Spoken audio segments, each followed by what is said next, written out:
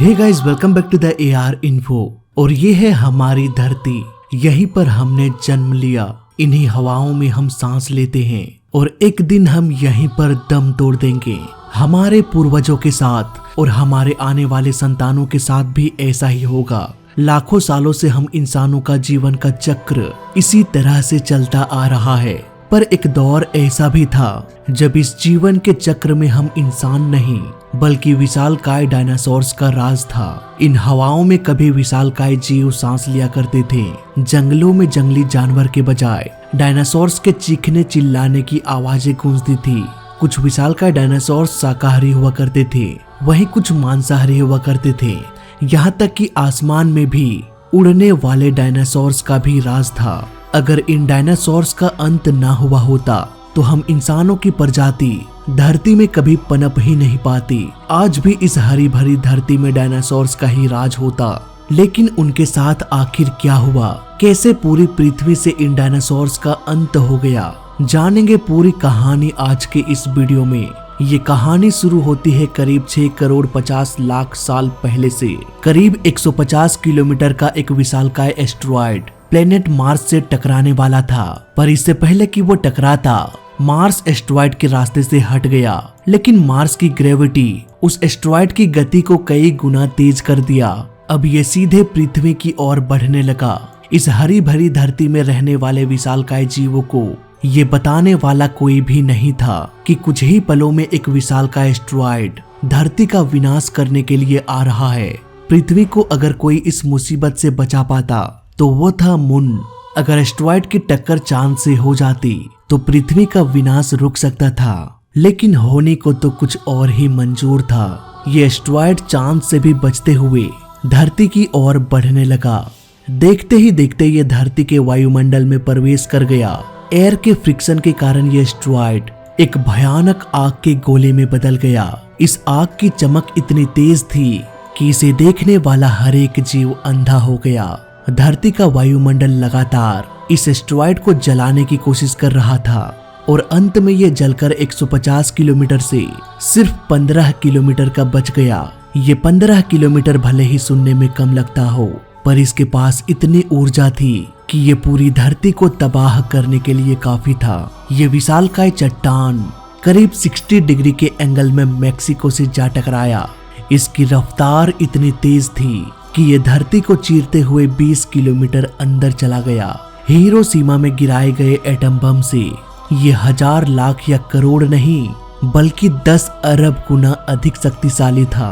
टकराव के कुछ ही मिनट्स बाद देखते ही देखते एक विशाल आग का गोला हजारों किलोमीटर के दायरे में फैल गया और रास्ते में आने वाले सभी जीवों को, पेड़ पौधों को राख में बदलता गया।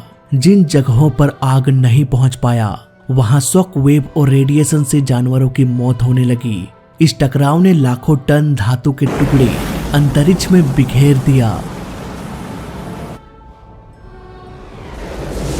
120 किलोमीटर चौड़ाई और करीब 20 किलोमीटर की गहराई का सारा मेटल, धूल, पत्थर सब कुछ आसमान में फैल गया। गर्म जलते हुए धातु के टुकड़े बारिश के पानी की तरह बरसने लगी। इस बारिश ने सभी उड़ने वाले जीवों का भी खात्मा कर दिया जो भी मेक्सिको के हजारों किलोमीटर के दायरे में मौजूद थे।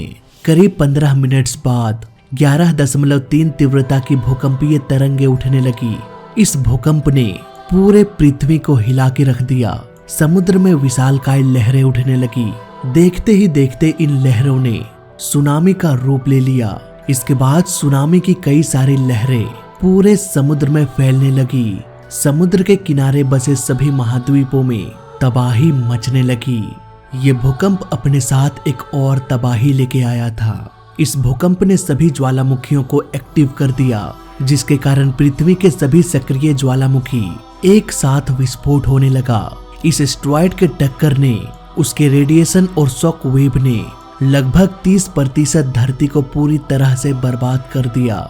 जो कसर बाकी रह गया था वो ज्वालामुखियों ने पूरा कर दिया। ये विनाश अब महाविनाश का रूप ले चुका था।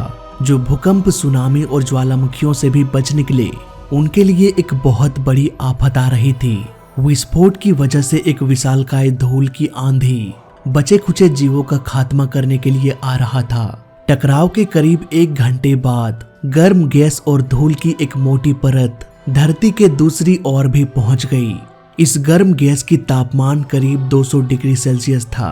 जला देने वाले इस आंधी ने पूरे पृथ्वी के पेड़ पौधों का सफाया कर दिया और करीब 2-2.5 घंटे में ही 90% जीव खत्म हो चुकी थी। पूरी पृथ्वी 200 डिग्री सेल्सियस के मोटी परत से घिर चुकी थी, इतनी मोटी कि सूर्य की रोशनी भी धरती तक नहीं पहुंच पाने लगी। चारों तरफ बस रेडिएशन ही फैला हुआ था। इस महाप्रलय में करोड़ों जीव मारे गए।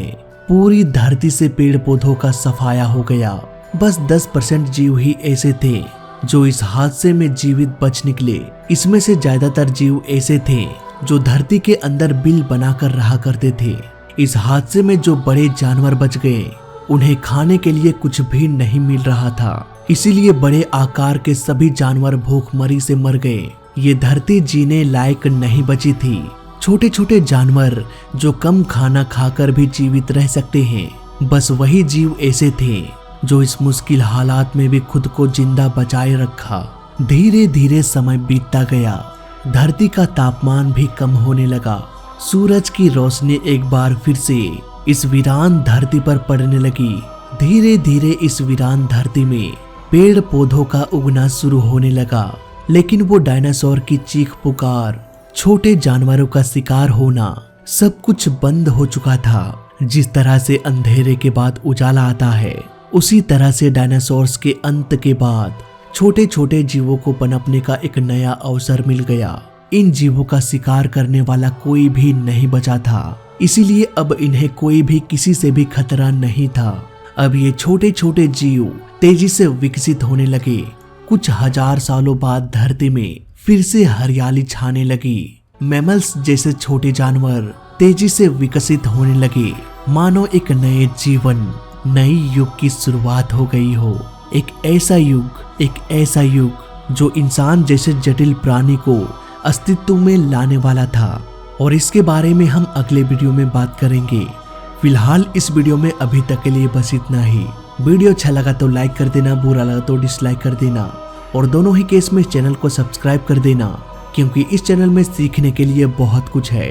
तो मैं मिलता हूँ आपसे अगली वीडियो में। तब तक के लिए देखते रहिए और सीखते रहिए। जय हिंद, वंदे मातरम।